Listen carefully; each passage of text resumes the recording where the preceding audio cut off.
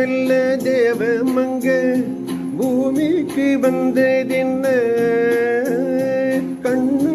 கண்ணல்ல காந்தம் அம்மோ கதையொன்று சொன்னதென்ன கைவளையோ நான் வளைக்க நீ வருவாய் நான் ரசிக்க கண்ணத்தில் செந்தூர கோலமிட கையோடு கை கொண்டு தாளமிட நீ ஓடிவா மாலை கருக்களில் சோலை கருங்கு